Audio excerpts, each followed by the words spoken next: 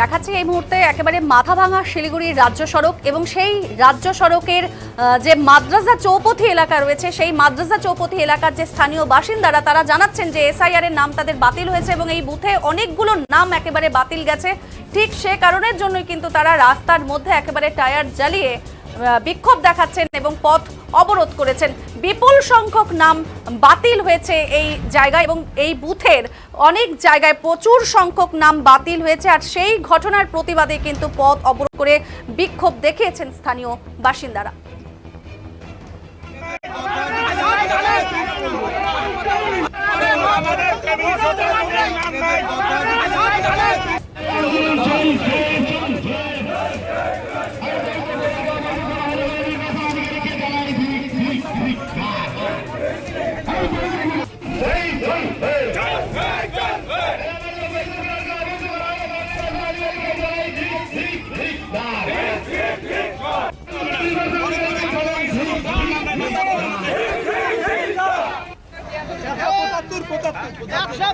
আমাদের 2243, 2244, 2235, 2234, 2231, 2233 এই 4-5টা বুথে টোটাল সংখ্যালঘু সম্প্রদায়ের মানুষদের নাম নির্বাচন কমিশনার বিজেপি তারা চক্রান্ত করে এই সংখ্যালঘুদেরকে বাদ দেওয়ার একটা প্রচেষ্টা। সেখানে প্রশাসন এবং বিডিও সাহেব থেকে শুরু করে অঞ্চল স্টাফ থেকে শুরু করে যারা আছে সবাই এটার সঙ্গে যুক্ত।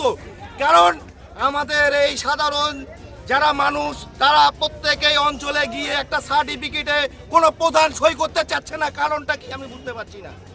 আমি সরাসরি এই প্রশাসনিক আধিকারী যারা আছে তারা এর সঙ্গে যুক্ত। কোনো প্রধান সংখ্যালঘু দেখলেই তারা সই করতে চাচ্ছে না। কি কারণ কি? আমরা কি বাংলাদেশি? আমরা কি বাংলাদেশি? আমার বাবার নাম উঠেছে, আমার নাম উঠেছে, আমার ভাইয়ের নাম উঠে নাই, আমার বোনের নাম উঠে নাই, আমার ছোট ছোট কাকা চাচা জানো তাদের নাম উঠে নাই। আমরা কি বাংলাদেশি? আমরা সেটার জন্যই আজকে রাস্তায় নেমেছি। যতক্ষণ পর্যন্ত আমাদের এই নামগুলো না আসবে আমরা ততক্ষণ রাস্তায় বসে থাকবো। দরকার যদি পরে আমরা মৃত্যুবরণ করতে রাজি আছি। যদি মৃত্যুবরণ করতে হয় আমরা মৃত্যুবরণ করতে রাজি আছি।